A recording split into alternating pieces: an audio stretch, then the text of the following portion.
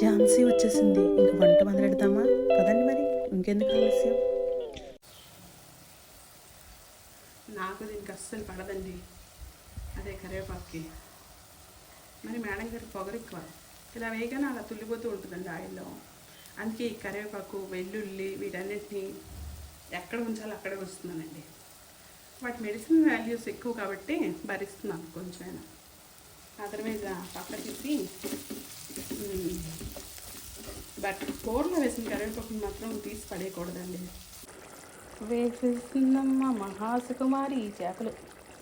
వీటిని ముందేస్తే ఇంకా మొత్తం ఇవైపోతాయి, మనకు కనిపించవు, ఇంకా అలా రేగిపోతాయి. అందుకే చేపల కూరని ఏమంటారు తెలుసా? సుకుమారి, మహాసుకుమారి. అందులో చిన్న చేపలు అయితే మహాసుకుమారి అండి. బికాజ్ నేను అబ్బా దీనిలో పులుపు ఆ చింతకాయ మామిడికాయని డామినేట్ ఎవరు చేయలేరండి.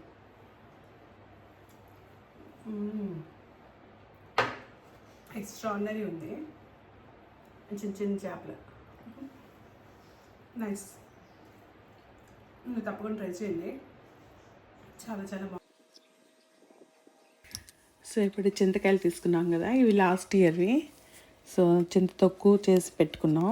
ఇప్పుడు వాటిని తీసుకొని కొంచెం ఇలా గుజ్జులా తీసుకోవాలి. కొంచెం వాటర్ వేసి బాగా నలిపేస్తే మొత్తం గుజ్జు వచ్చేస్తుంది. అయితే దీనిలో తొక్క మాత్రం ఉండకుండా చూసుకోవాలి. దానికోసం 2 times లాగా వడవేసుకోవాలి. సో చూడండి ఎలా చేయాలండి, చాలా ఈజీయే. మామూలుగా అయితే విడదీస్తే పచ్చివి అయితే ఈజీగా వస్తాయి, కానీ బాగా ఊరిపోయి కనుక రావు. సో ఇలా పిండేసుకోండి. మిక్సీలో వేసే కంటే ఇలా నూరేసుకోండి. కొంచెం హాఫ్ స్పూన్ జీలకర్ర, ఒక్కొక్క చిన్న అల్లం ముక్క, 4-5 వెల్లుల్లిపాయలు, 4 లవంగాలు, కొంచెం గసగసాలు, దాల్చిన చెక్క చిన్నది, కొంచెం నీరు వేసుకొని నూరేసుకోండి. కొంచెం ధనియాలు వేసాం కాబట్టి అంత ఫైన్ పేస్ట్ కాకపోయినా బాగానే ఉంటుంది. సో నీట్గా నూరేసుకొని ఇది మిక్సీ చేసిన దానికంటే ఎక్కువ వాసనతో బాగుంటుంది, కూరకు మంచి టేస్ట్ని తెస్తుంది. ఇప్పుడు మనకు కావాల్సిన ఇంగ్రీడియంట్స్ చూద్దాం. చూడండి, ఇవి 1/2 కిలో పచ్చి నెత్తళ్ళు అండి, చిన్న నెత్తళ్ళు అండి. వీటి తల చక్కగా తీసేసి చాలా బాగా క్లీన్ చేసుకొని పసుపు కొంచెం ఉప్పు వేసి మ్యారినేట్ చేసుకున్నా, ఇంకేమీ వేయలేదు. తర్వాత పచ్చిమిర్చి ఒక 4-5, తర్వాత మనం నూరుకున్న మసాలాలు.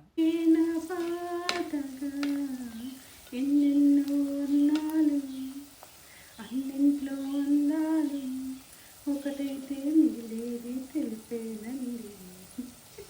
చాలండి, భయపెట్టాలని నాకు లేదు. ఇప్పుడు మనం నెక్స్ట్ ప్రాసెస్ అండి.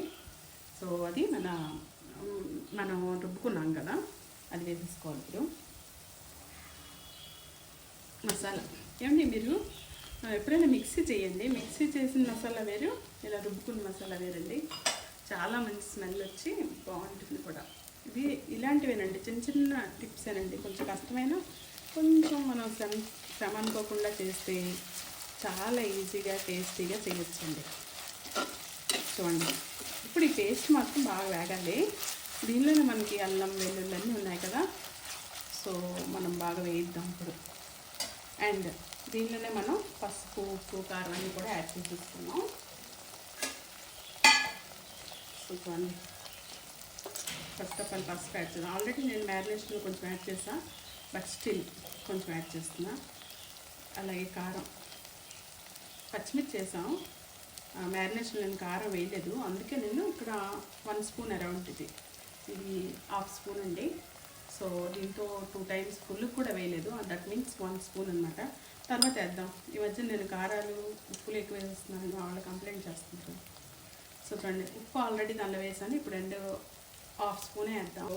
ఏ సీజన్లో తినవలసినవి తినేయాలి, మనం స్టాక్ చేసుకొని ఉంచుకోవద్దు. ఓకే, బట్ చింతకాయ తొక్కు మాత్రం ఎన్నేళ్ళైనా ఉంటుందంటారండి. నా దగ్గర ఉంది, లాస్ట్ ఇయర్ ఉంది, బోళ్ళంత ఉందండి, 2-3 డబ్బాలు ఉంది. ఓకే, బాగా వేగిపోయింది. ఇప్పుడు వేగిపోయి ఆయిల్ చూసారా, పైకి వచ్చింది చూసారా, ఆయిల్ మొత్తం వచ్చింది. సో ఇలా పైకి వచ్చినప్పుడు మనం ఏమైనా చేయాలి చెప్పండి. కరివేపాకు వేయలేదు కదా, వేసేద్దాం. పాపం అలా చూస్తుంది, ఎప్పుడు వేస్తావు మా తల్లి అని. వాష్ చేశాను, బట్ స్టిల్ ఇంకోసారి వాష్ చేద్దాం. నాకు దీనికి అస్సలు పడదండి. అదే కరివేపాకుకి మరి మేడం గారికి పొగరు ఎక్కువ. ఇలా వేయగానే అలా తుల్లిపోతూ ఉంటుందండి ఆయిల్లో. అందుకే ఈ కరివేపాకు, వెల్లుల్లి వీటన్నిటిని ఎక్కడ ఉంచాలో అక్కడే వస్తున్నానండి. వాటి మెడిసిన్ వాల్యూస్ ఎక్కువ కాబట్టి భరిస్తున్నాను కొంచెమైనా. అదర్వైజ్ పక్కన తీసి బట్ కూరలో వేసిన కరివేపాకుని మాత్రం తీసి పడేయకూడదండి, తినేయాలి. అదే మనకి మంచిది. ఓకే, ఇప్పుడు ఆల్మోస్ట్ ఉడికిపోయింది. ఇప్పుడు మనం ఏం చేద్దాం తెలుసా? పులుసు చింతకాయ పులుసు యాడ్ చేద్దాం. చూడండి, ఫస్ట్ ఒక బౌల్లో తీసుకున్నాను కదా, మళ్ళీ ఈ బౌల్లో ట్రాన్స్ఫర్ చేసా. ఇంకా దీనిలో కూడా చూస్తాను, ఎందుకంటే ఆ చింతకాయ తొక్క చూసారా, అది ఉండకూడదు, అది తగలకూడదు మనకి తినేటప్పుడు. ఓకే, ఇప్పుడు చూడండి ఎంత వేయాలి.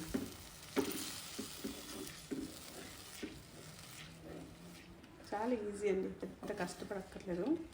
Very easy and very tasty. దీనికి కొంచెం వాటర్ యాడ్ చేసుకుందాం.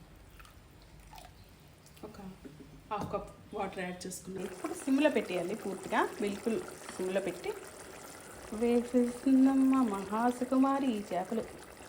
వీటిని ముందేస్తే ఇంకా మొత్తం ఇవైపోతాయి, మనకు కనిపించవు, ఇంకా అలా రేగిపోతాయి. అందుకే చేపల కూరని ఏమంటారు తెలుసా? సుకుమారి, మహాసుకుమారి. అందులో చిన్న చేపలు అయితే మహాసుకుమారి. సో చాలా కేర్ఫుల్గా డీల్ చేయాలి వీటితో, హ్యాండిల్ విత్ కేర్ అన్నమాట. ఇప్పుడు మన సుకుమారి మేడం గారిని ఒక్కసారి కలపాలి. కలిపేద్దాం. కలపమన్నానని గరిటె అస్సలు పెట్టకూడదండి బాబోయ్, చెప్పా కదా చాలా సుకుమారి. ఇదిగోండి, జస్ట్ అలా కింద మీద కలిసిందా లేదా అంతే. 3 minutes అయినా మెంతిపొడి వేద్దాం.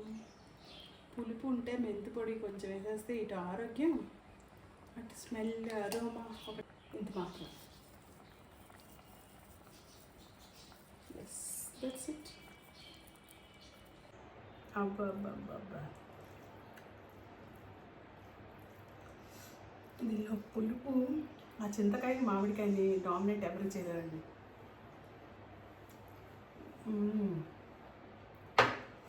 ఎక్స్ట్రాడినరీ ఉంది. చిన్న చేపలు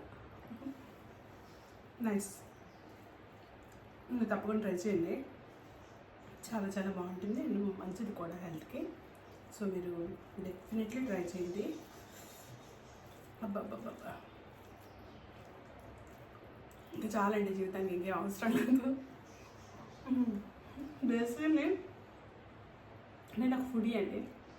I'm proud to say that, because I believe foodies are good people. వాళ్ళు చాలా హ్యాపీగా ఉంటారు, ఉన్నదాన్ని ఈజీగా ఒకదాన్ని ఈజీగా తీసుకుంటారు, జస్ట్ లైక్ దట్ అనుకుంటారు అంతే. So that's it. So hope you like my video. Please do subscribe, share and comment, and hope you like my video once again, and definitely try this recipe for sure. So bye bye, see you, let me enjoy my meal.